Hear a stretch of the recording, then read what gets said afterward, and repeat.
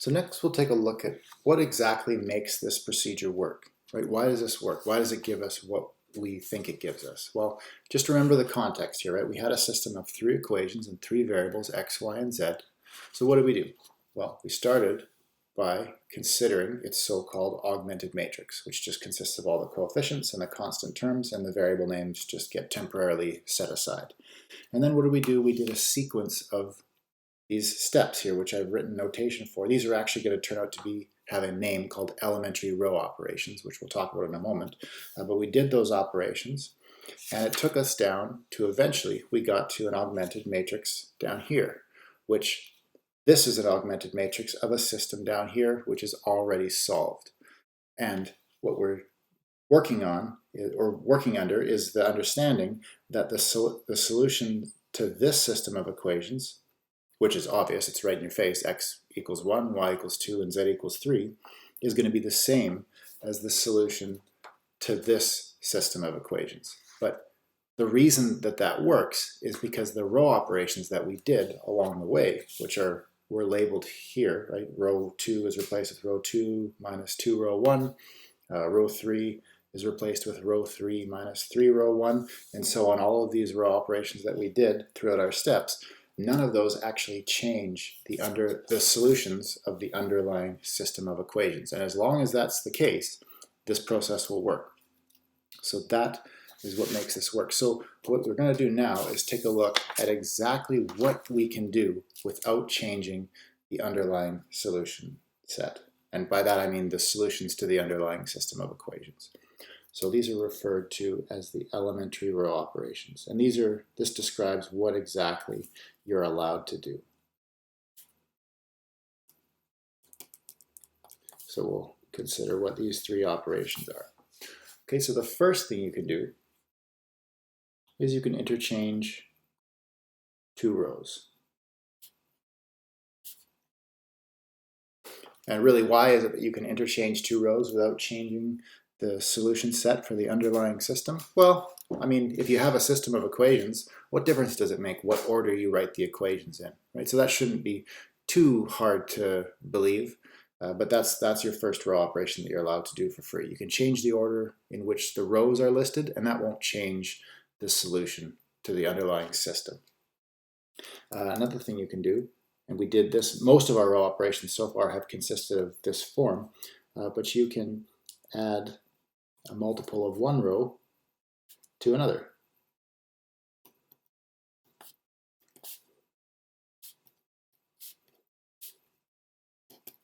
So maybe you can add, like for example, in our previous steps, examples of operations like this, here would have been a perfect example. In this step, we took row 3 and we replaced it with row 3 minus 3 times row 1. So we're really adding a negative multiple of row 1, which is negative 3 row 1, and we're adding it to row 3. So this step here was an example of a row operation of this type. So you can add any multiple of any row to any other row in the matrix. And the third operation you could do is you can multiply any of your rows by a non-zero constant.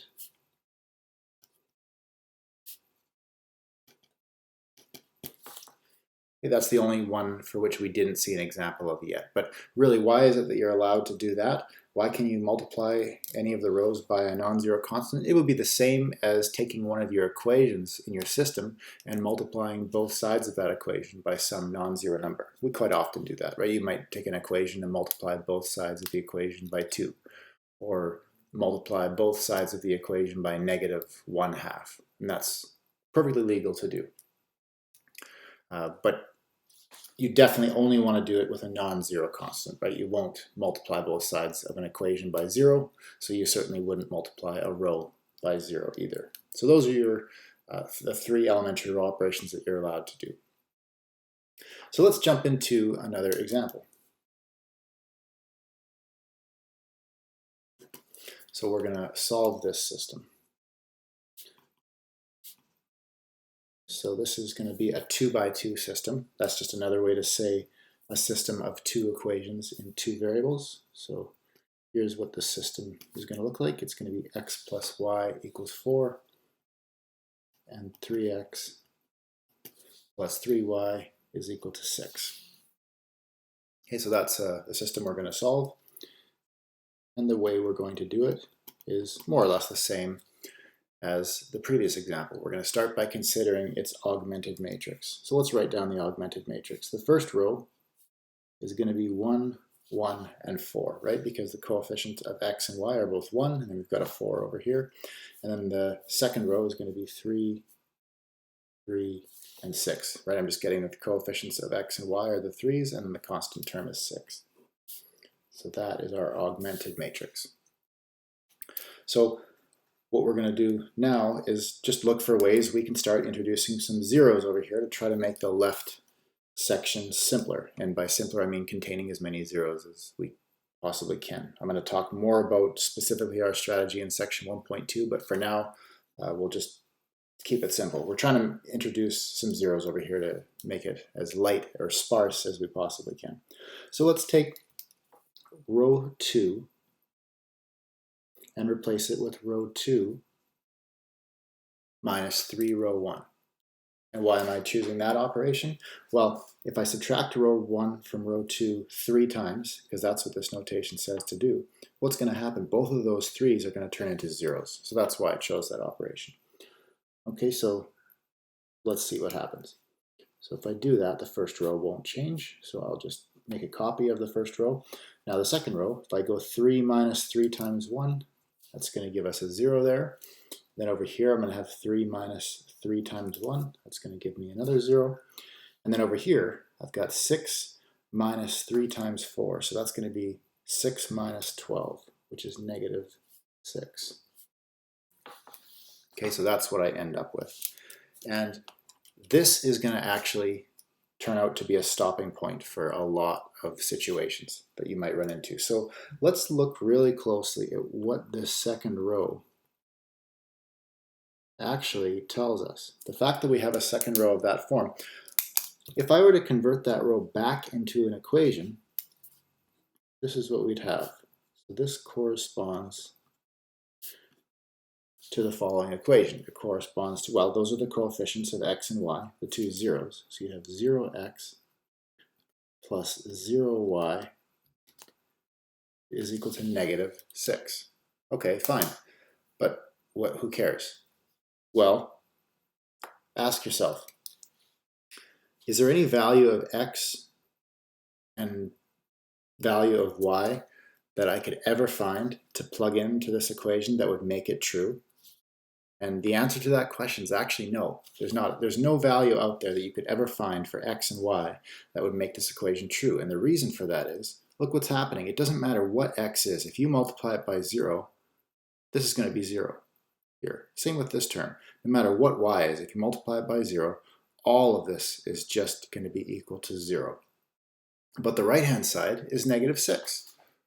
So this is an equation that is always false no matter what the values are for x and y, right? So this is always false. And maybe I'll just keep using blue here. Let me finish this sentence, which is always false.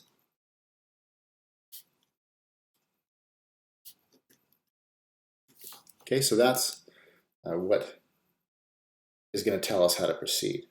So by the way, these are called contradictions in mathematics. Statements that are always false are sometimes called contradictions. So for that reason, you're going to hear me refer to rows like this as contradictory rows.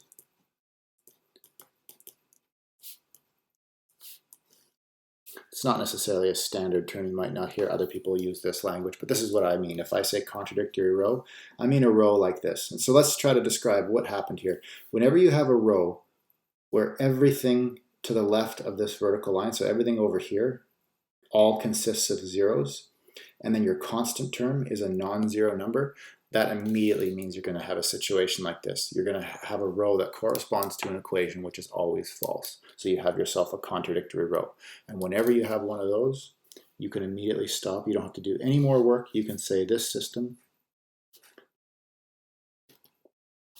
has no solution. So By the way, this notation here, these 3 dots that I've drawn, this is a common symbol in mathematics.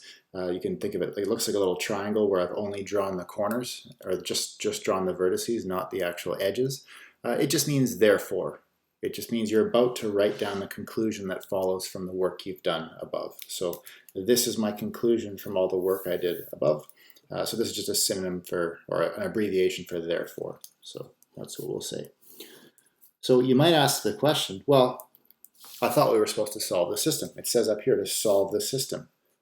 Well, finding that a system has no solutions at all, that still counts as solving it, right? If you identify that there are no solutions to a system of equations, that counts, right? So solving a system means find the solutions if there are any, but if there aren't any solutions, then figure that out as well. Determine that and make sure that that's clear. So that also counts as solving the system. So in this case, this example is done.